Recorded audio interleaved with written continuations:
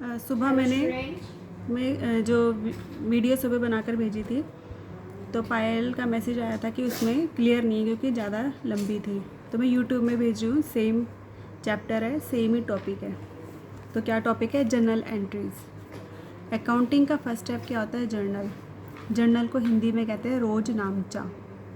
तो रोजनामचा एक ऐसी पुस्तक है, यानी कि जर्नल एक ऐसी पुस्तक है जिसमें प्रतिदिन के सभी व्यावसायिक लेन देनों का तिथि के अनुसार लेखा किया जाता है। यानी कि जो रोज़ व्यावसायिक क्रियाएं होती हैं तो डेट वाइज हम उसमें एंट्री करते हैं, उसको क्या बोलते हैं? Journal entries. तो वैसे इसके रूल्स हैं जर्नल एंट्रीज के कि कैसे कैसे गोल्डन रूल्स होते हैं जिसके अकॉर्डिंग हम जर्नल एंट्रीज करते हैं। लेकिन आज मैं तुम्हें गोल्डन रूल्स नहीं करा रही हूँ, गोल्डन रूल्स बाद में मैं तुम्हें लिखवाऊँगी। अभी मैं तुम्हें एक ट्रिक बता रही हूँ जिससे हमारी जो है जर्नल एंट्रीज हम उसके बेस पर कर सकते हैं। ठीक है, तो तुमने ये भी याद रखनी है और थियोरेटिकली वो रूल्स भी मैं तुम्हें लिखवा दूँगी। तो उसमें पहले क्या है? ऑल एसेट्स एंड एक्सपेंसेस अगर बढ़ेंगे, ये एरो अगर ऊपर की तरफ है इसका मतलब क्या है? इसका इंक्रीज़। अगर एसेट्स और एक्सपेंसेस बढ़ेंगे तो उनका बैलेंस कौन सा होगा? डेबिट। और अगर एसेट्स और एक्सपेंसेस घटेंगे, कम होंगे, तो उनका बैलेंस होगा क्रेडिट। ठीक है, अब एसेट्स तुम्हें पता है, एक्सपेंसेस क्या होते हैं? खर्चे। और एसेट्स क्या होते हैं? जब हमने अकाउंटिंग इक्वेशन किया था उसके अंदर एसेट्स में हम लिखते थे ना कैश, डेटर्स और बैंक। ठीक है, गुड्स, बिल्डिंग, ये सारी मशीन्स, ये सारी क्या होती हैं? हमारी एसेट्स।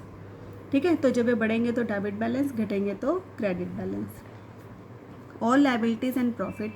लायबिलिटीज़ क्या होती है? हमारे क्रेडिटर्स जिसको हमने पे करना होता है। ठीक है, और क्या होते हैं? हमारे कैपिटल। ठीक है ना, और या फिर प्रॉफिट। तो लायबिलिटीज़ और प्रॉफिट अगर बढ़ेंगे तो क्रेडिट बैलेंस है और अगर घटेंगे तो डेबिट बैलेंस है। तुमने ये याद रखना है कि क्या बढ़ रहा है और क्या घट रहा है, तो वैसे ही हमने बैलेंस जर्नल में बताना है। जर्नल का ये परफॉर्मा है, डेट, पर्टिकुलर्स, एलएफ। एलएफ का मतलब होता है लेजर फोलियो, डेबिट और क्रेडिट। ठीक है, अब ये जर्नल, ये फिर हम ऐसे लाइनें खींच लेंगे स्केल से। अब इस जर्नल में हम क्वेश्चन करेंगे जो हमारे पास दिया हुआ होगा। जैसे पहली एंट्री है purchase of goods ₹10,000 in cash, यानी कि 10,000 का जो माल है, जो गुड्स है वो ख़रीदा। ठीक है, तो जब गुड्स ख़रीदा है तो गुड्स क्या होता है? हमारा स्टॉक। ठीक है, स्टॉक हमारा क्या होता है? एसेट्स।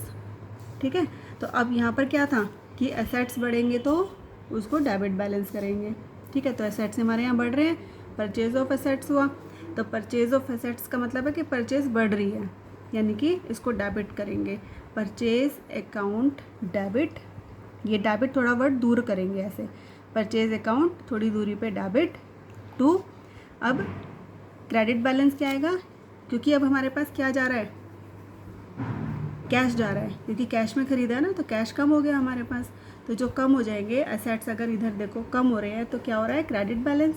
तो कैश को हमने क्रेडिट लिख दिया, यानी कि एक डेबिट का लाइन होगी और नीचे वाली जो 2 वाली होती है ये क्रेडिट की लाइन होती है। इसमें लिखते नहीं है क्रेडिट, बस ऐसे लिखेंगे purchase account debit to cash account.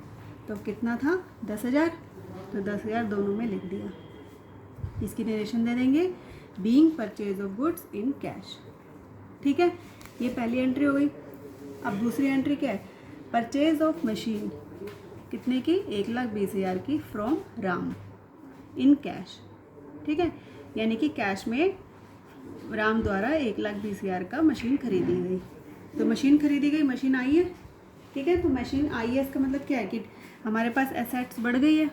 तो मशीन जब बढ़ेगी तो हमारे पास वो क्या हो जाएगा? Debit balance, machine account debit to, अब चला क्या गया? कैश। ठीक है, तो जो चला गया यानी कि हमारे पास एसेट्स कम हो रही है, तो टू कैश अकाउंट। कितने से? 1,20,000 से, 1,20,000 से। और इसकी नरेशन वही आ जाएगी, बीइंग करके फिर वही लैंग्वेज आ जाती है, purchase of machine in cash.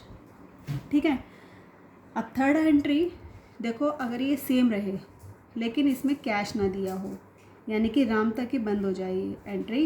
यानी कि अगर इसमें ये लिखा हो कि purchase of machine for 1,20,000 from Ram, सिर्फ राम दिया हो, कैश ना दिया हो, तो अगर नाम आ रहा है कोई, इसका मतलब उसने उधार खरीदी है मशीन। ठीक है, कैश में नहीं खरीदी, उधार खरीदी है। तो उधार खरीदी है लेकिन मशीन तो आई है, तो एसेट्स तो हमारी बड़ी है, तो मशीन तो आएगी ही आएगी। मशीन अकाउंट डेबिट टू, अब कैश नहीं आएगा क्योंकि कैश तो गया ही नहीं, उधार खरीदा है, तो उधार मतलब हम राम ने देना है पैसा, तो राम का नाम आ जाएगा, ठीक है ना। तो 1,20,000 से 1,20,000 से being purchase machine from Ram. Clear हो गई ये चीज़ें। अब चौथा क्या आ गया, sale of goods ₹1100 in cash, यानी कि जो गुड्स है वो सेल हुआ 1100 रुपये में कैश में। अब एसेट्स बढ़ेगी तो क्या था, डेबिट बैलेंस, तो एसेट्स तो बढ़ा ना, कैश बढ़ा आप क्या, क्योंकि कैश आया है, सेल करेंगे तो कैश आएगा, तो कैश बढ़ गया, तो जो बढ़ गया वो क्या आ जाएगा, ऊपर आ जाएगा अब कैश अकाउंट डेबिट, ठीक है, टू सेल्स अकाउंट। अब सेल्स अकाउंट नीचे क्यों आया है, क्योंकि जब सेल करेंगे तो प्रॉफिट बढ़ेंगे, सेल करेंगे तो कैश आया, कैश आने से प्रॉफिट बढ़ा। अब तुम यहाँ पर देखो क्या लिखा है ये, कि अगर प्रॉफिट बढ़ेगा तो क्रेडिट बैलेंस है, तो प्रॉफिट किससे बढ़ेगा, सेल से, तो इसलिए सेल नीचे आ गया, क्रेडिट बैलेंस। और वैसे भी हमेशा सेल क्रेडिट बैलेंस ही होती है, ठीक है। तो cash account debit to sales account 1100 से 1100 और बीइंग सेल ऑफ गुड्स, ये नरेशन आ जाएगी। अब तुमने यही चारों एंट्रीज